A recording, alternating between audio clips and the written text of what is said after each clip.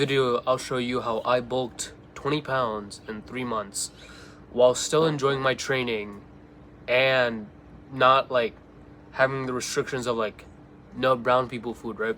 So I was still eating stuff like curry, chicken tikka masala. I was still eating that stuff, and also without letting my brown genetics stop me. So at the start of my fitness journey, I was skinny fat, right? As like every other brown person is. They start off like either really skinny fat or they're like really, really fat, which again, there's no shame in being fat as long as you don't stay fat.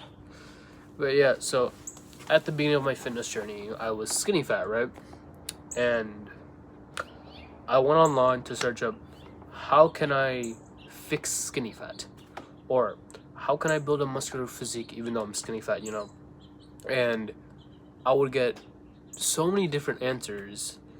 So many different content creators were saying totally different things, and what they were saying like didn't apply to me, right? And because they don't eat their brown mom's cooking every day, right? And so what they were telling me to eat is like eating chicken breast with 200 grams of protein, then add some eggs, chicken, broccoli, rice, right? They were telling me to eat that stuff. But the problem is that my brown family doesn't eat chicken, broccoli, and rice. They don't eat that. They eat like curry, fish curry, maybe like bazi. You know what bazi is? It's like the vegetables. Botta. It's like potato. And so yeah, they don't really understand what it's like to be skinny fat, or at least in the sense that I'm thinking of like brown skinny fat, right? Because if you're brown, you're 100% skinny fat, or again, just fat. And so the diet, or like the foods that we eat, they're not for like muscle building. They're not for an aesthetic physique, right? They're not for that stuff. They're like just for, well, they're good, right? But they're just for, they're like everyday things. Like it's the same. It's curry to a brown person is the equivalent of like lasagna to a white person. It's something they have like every day, just like how we have curry every day. And so you can't really like, I couldn't really take these guys' like advice on how to fix skinny fat, because the things they were saying weren't necessarily like applying or connecting to me, right? They weren't speaking on the things that I had of like issue wise, right? And so I had to find a different method. How can I bulk up 15 pounds while still eating my cultural foods? And I found the answer to that, which is pretty easy.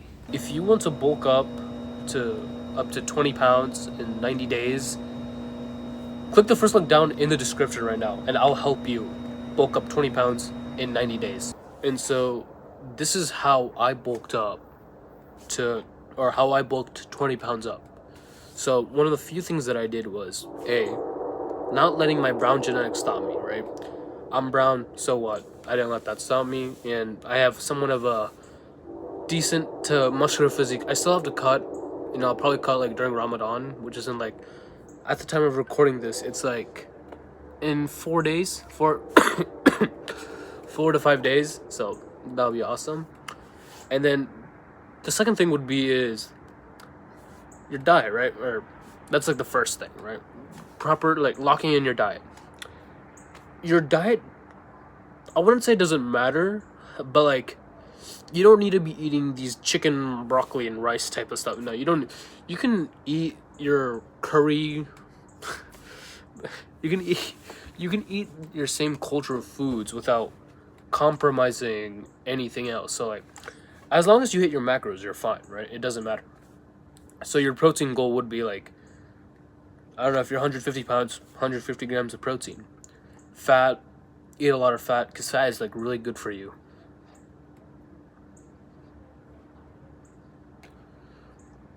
Don't eat the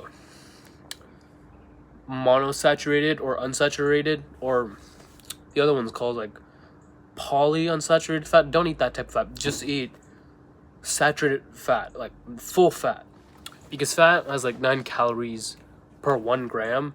So eating that will be like really helpful for the bulk. And your carbs, you can some people say that carbs are bad, some people say they're good. For me personally, like as a brown person, I don't think it really matters as long as you're not like overindulging in like too much of anything is bad for you, right? So too much protein can put you in the toilet for 3 hours. Too much fat could, I don't know, give you like a kidney stone. I'm not too sure on that. Or too much carbs could lead to weight gain, if that's true or not. I don't know.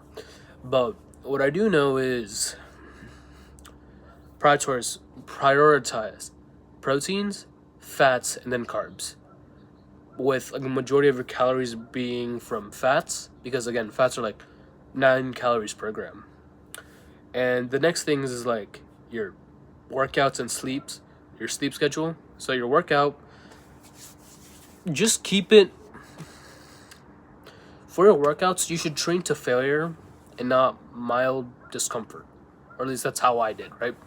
So again, what I did was, this is all the stuff that I'm saying, right? This is how I did it, right? So again, I prioritized proteins, then fats, and then carbs.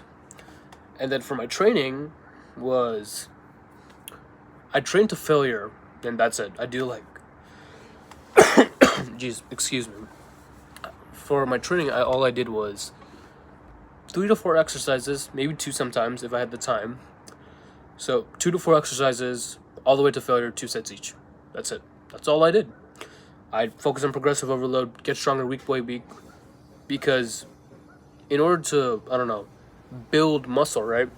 You gotta stimulate it. So like, you need to get stronger. You gotta apply progressive overload.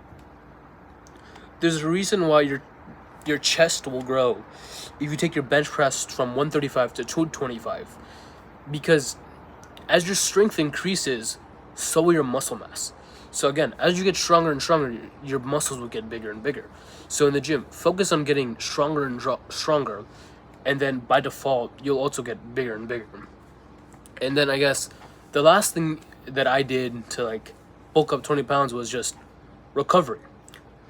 Because you're training so hard in the gym, you're not training to mild discomfort like a majority of people. You're training to like actual failure. Like you're doing, like, if someone were to hold a gun to my head and while I was like training to failure, I shouldn't be able to do that last rep, right? Like even if someone hold a gun, like if I was held at gunpoint while doing like the last rep and I just couldn't get it, then that's failure, right? You couldn't do another rep, and yeah.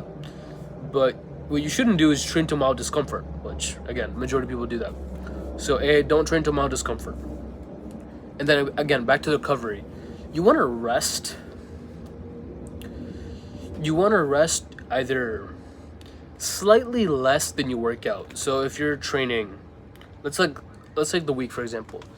There are 7 days in a week. What you don't want to do is work out 6 to 5 days a week with like 1 to 2 rest days. Now I'm saying this ideally for like per muscle group. So you don't want to train two the same muscle group within like a 3-day period, because that's gonna like affect its like recovery. Again, back to recovery.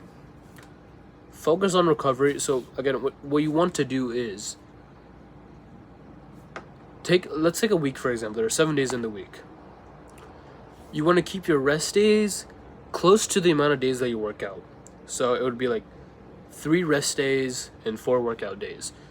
What you don't want to do is 1 rest day and 6 days working out. That's something you want to avoid doing. Stuff like push-pull legs. You don't want to do that.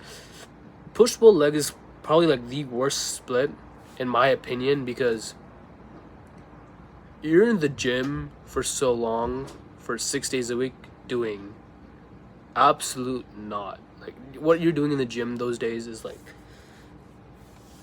it's not it's not effective for muscle growth, and that's what you're trying to do. It's not effective for building muscle or bulking up. What you're trying to, like, you're watching this video because you want to know how I bulked up, right?